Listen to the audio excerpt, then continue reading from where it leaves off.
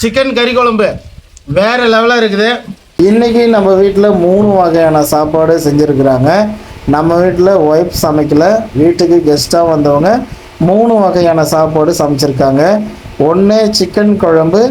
அந்த சிக்கன் குழம்பை உருளைக்கிழங்கு போட்டு சமைச்சிருக்கிறாங்க.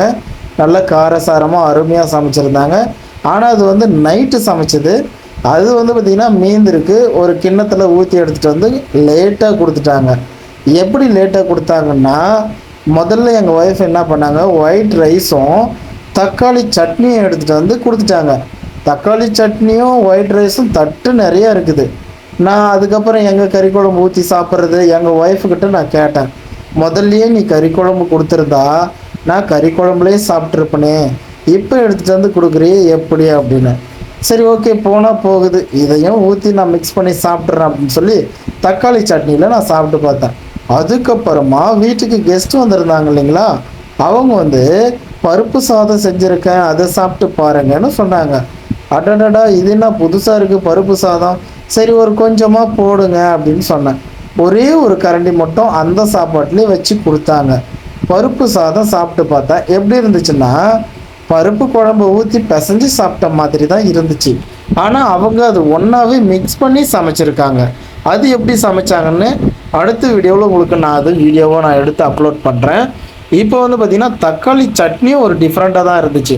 தக்காளி பஜ்ஜி நான் சமைப்பேன், சட்டியில் போட்டு தக்காளியெல்லாம் கட் பண்ணி போட்டு தாளித்து தண்ணி ஊற்றி உப்பு போட்டு கடைஞ்சி எடுத்துருவேன். ஆனால் இவங்க மிக்சியில் போட்டு சமைச்சிருக்காங்க. மிக்சியில் போட்டு நைஸாக அரைச்சா சட்னியாக. ஆனால் நான் வந்து மத்தில் தான் கடையவனே, எப்பயுமே மத்தில் கடைஞ்சி தான் நான் சாப்பிட்டு பழக்கம். ஆனால் இதுவும் கொஞ்சம் டேஸ்ட்டாக தான் இருந்துச்சு. மிக்சியில் அரைச்சா சட்னி, அப்புறம் பார்த்திங்கன்னா மத்துக்கோல்ல நம்ம கடைஞ்சோம்னா தக்காளி பஜ்ஜி. தக்காளி பஜ்ஜிக்கும் தக்காளி சட்னிக்கும் நிறைய வித்தியாசம் இருக்குது. நம்மளுக்கு எப்பயுமே பார்த்திங்கன்னா சட்டியில் கடைஞ்சி சாப்பிட்றது ரொம்பவே பிடிக்கும். உங்களுக்கும் பிடிக்கும்னா கமெண்டில் சொல்லுங்கள். தக்காளி சட்னி யாரெல்லாம் சாப்பிட்றீங்க அப்படின்றத கமெண்ட் பண்ணி சொல்லுங்கள். எனக்கு தக்காளி பஜ்ஜி ரொம்பவே பிடிக்கும். பருப்பு சாதம் சாப்பிட்டு பார்த்தா வேறு லெவலாக டேஸ்ட்டாக தான் இருந்துச்சு. என்னென்னா அதில் வந்து பார்த்திங்கன்னா குழம்பு தேவையான அளவுக்கு ஊற்றிக்கலாம். பருப்பு சாதம் நம்ம வந்து தேவையான அளவுக்கெல்லாம் இல்லை, ஆல்ரெடி எல்லாம் ஒன்றா மிக்ஸ் பண்ணி வந்துடும்.